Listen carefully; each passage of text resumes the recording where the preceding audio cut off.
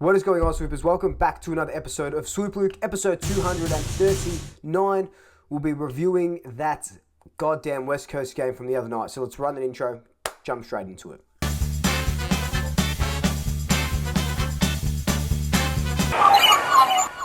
So before we do jump straight into it, of course, follow me on all my social media accounts down below.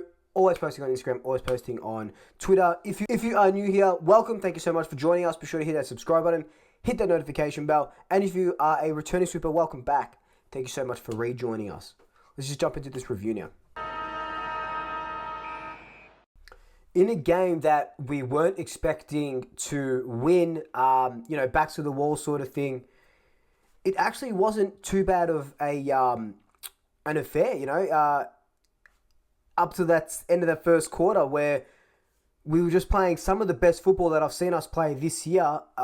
We absolutely smashed Carlton that game.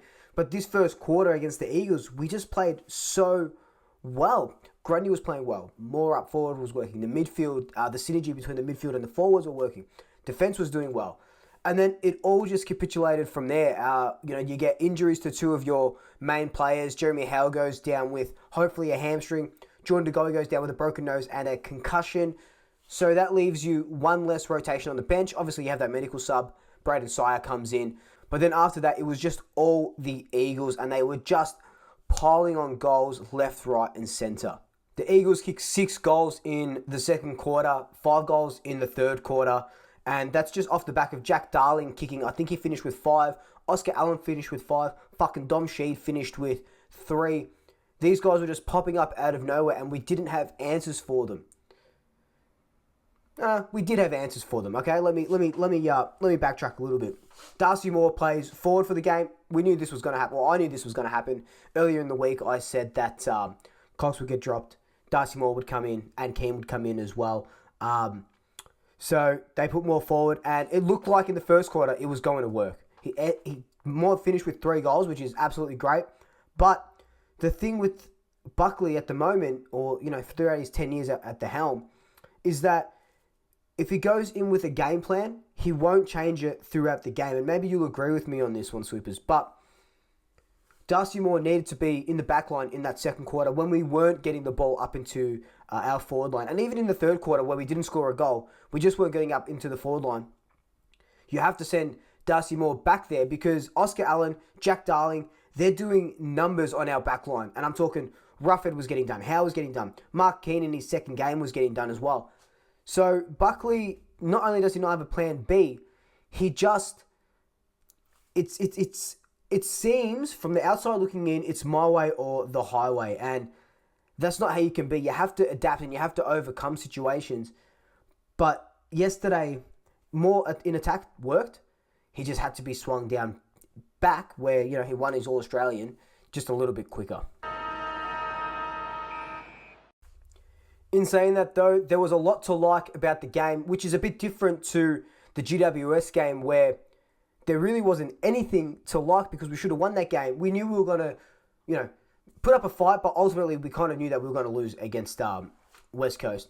But there was a lot to like. Brodie Grundy was back to his best yesterday. Yes, after that first quarter, it started to slow down a little bit. He still had a great game. But that first quarter where he kicked 2 goals, floating forward, took 2 good grabs, outplayed Nick Naitanui. I love when Grundy goes forward because he is a good set shot at goal. Has to float down there more, has to do a little bit more of that.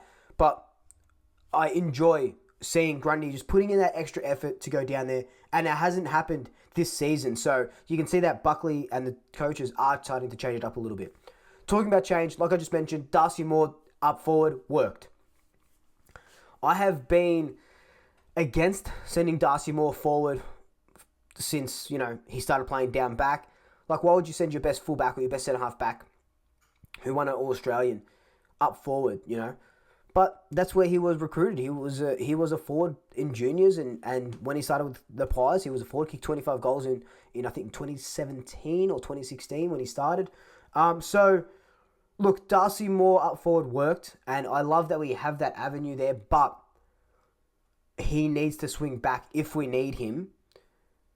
The only thing is, Mark Keane's only played 2 games. He needs to get more AFL games into him to get his confidence back up because it'll be shot to the heavens now.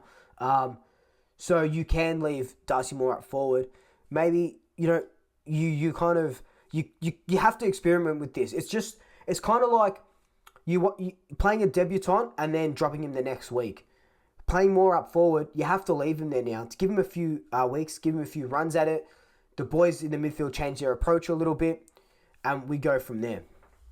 Another thing I really, really, really, really loved was Finlay Macrae's debut. He had 18 touches, a bunch of clearances, knows how to use the ball well. He ran at about 60% disposal efficiency, which isn't too bad for his first game.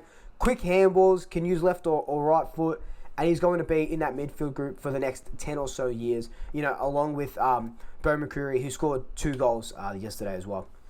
What I didn't like, the obvious stuff, was the injuries to Howe and the injury to Goey. Howe, if it's not his knee, which I don't think it is, which kind of has been cleared that it is not his knee, hamstring is still pretty bad. You could be out for a couple of months, you could be out for a couple of weeks.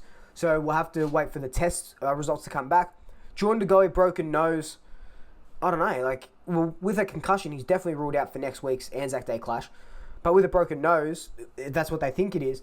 How long does he get ruled out for? A few weeks at least. Like I mentioned before, the other thing that I didn't like is that there's no plan B and there's no different game plan going forward, which is really, really frustrating. Look, the game was won and lost in the midfield. Their midfielders just racked up possessions. They took a lot of control of the ball. And if you look at some of these stats here, Eagles went at 80% disposal efficiency, 60% efficiency inside their forward 50, 39 clearances. Uncontested possessions, they were plus 70, which just means that they controlled the ball a little bit more, played more of that mark and kick. 48% of time in possession compared to our 38%. So you can see that, 136 marks to 81. You can see that they controlled a lot of the game and were just playing keepings off.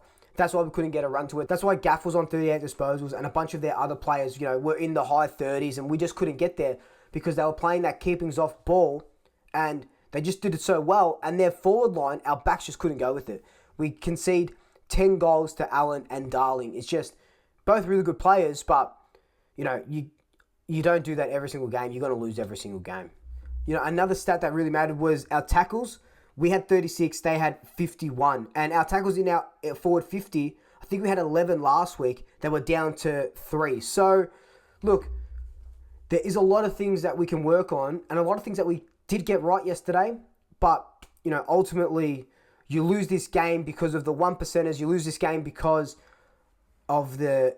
it's just the game plan. For me, it was the game plan. Yes, because Jeremy Howe and Jordan De Goey go out. But for me, it was a bit of the game plan as to why we lost this game, because we should have, we were robbed of a contest. In that first quarter, amazing. Peak Collingwood, that's what we want to see. And then, like I said, just capitulated from there. Final thoughts, I'm super happy with the effort that the boys put out. This is the effort that we want to see. That first quarter is what we want to see for the rest of the year. Keep playing the kids. They're fucking working. The VFL boys had another good win. So, Poulter and Rantel, maybe Cox comes back in for the Anzac Day clash. But as always, leave your thoughts in the comment section below. I will read them. But until then, like, comment, subscribe. Tell your family, tell your friends, tell your pets. And until next time, Double Shackers. I'll swoop you later. Ooh la la.